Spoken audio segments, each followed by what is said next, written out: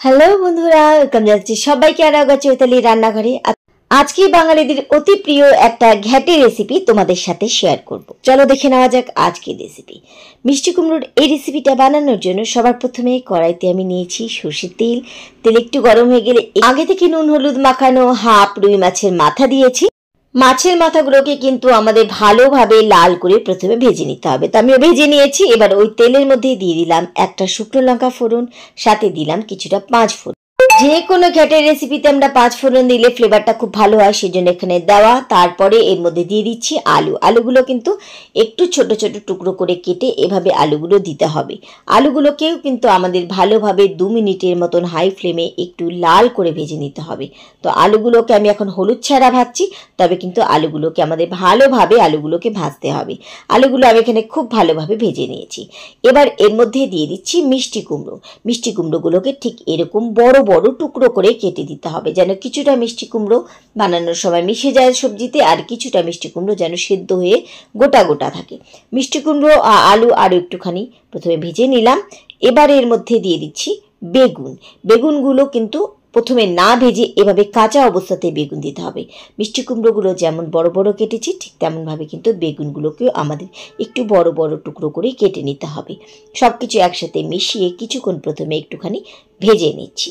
নিরামিষ ঘ্যাটের সবজিতে আমরা অনেক রকম সবজি ব্যবহার করি, আজকে শুধু আলু মিষ্টি কুমড়ো আর বেগুন দিয়ে শুধু এই ঘ্যাটটা বানিয়ে দেখো, খেতে কিন্তু অসম্ভব ভালো লাগে।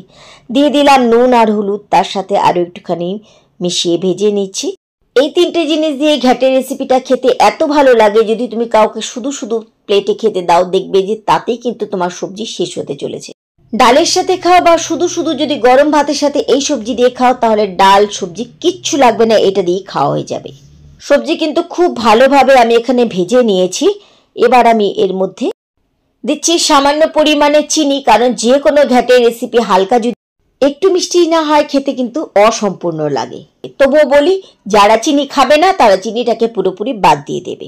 এবার দিয়ে দিলাম মাছের মাথাগুলো, দিয়ে মাছের মাথার সাথে আরও 2 মিনিটের মতন ভালোভাবে ভেজে নিচ্ছি। আর মাছের মাথাগুলো কিন্তু অবশ্যই প্রথমে ভালোভাবে ভেজে নেবে। আমি এখানে রুই মাছের মাথা দিয়ে করছি, তোমরা চাইলে কিন্তু কাতলা মাছের মাথা দিয়েও এই রেসিপিটা বানাতে পারো।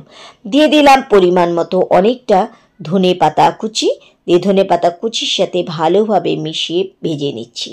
এই রেসিপিটাতে কোনো আর বাড়তি সবজি লাগবে না, শুধু এটা দিয়েই খেতে কিন্তু খুব ভালো লাগে। দিয়ে দিলাম জলটাকে কিন্তু একটু বুঝে দেবে, কারণ আমাদের কিন্তু সবজিগুলো অনেকক্ষণ ভাজার জন্য বেশ নরম হয়ে এসেছে, আর জল দিয়ে কিন্তু আরেকটু খালি মাখো মাখো করা।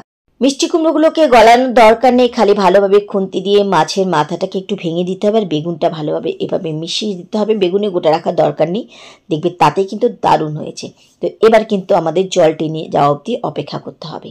নামিয়ে নেওয়ার আগে এর মধ্যে দিয়ে দিচ্ছি 1 চামচ গ্রেট করা আদা, চাইলে তোমরা আদা বেটে দিতে পারো। আদা বাটার সাথে মিশিয়ে ততক্ষণে কষাবো যতক্ষণে ভালোভাবে পুরো একদম জল টেনে গামাখানা হয়ে আসছে। তো আমি এখানে পুরো জলটা নিয়ে গামাখা করে নিয়েছি। তৈরি হয়ে গেল মাত্র 3টে সবজি দিয়ে দুর্দান্ত স্বাদের ঘ্যাটের রেসিপি। অবশ্যই কিন্তু বাড়িতে এই রেসিপিটাকে একবার ট্রাই করে দেখো, দারুণ হয় খেতে। আর তোমাদের কাছে এই রেসিপিটা কেমন লেগেছে অবশ্যই কিন্তু কমেন্ট করে আমাকে জানাবে। তাহলে আজকের মতো সবাইকে ধন্যবাদ জানিয়ে এখানে বিদায় নিচ্ছি। ফিরে আসবো আবার অন্য কোনো রেসিপির সাথে অন্য কোনো দিন।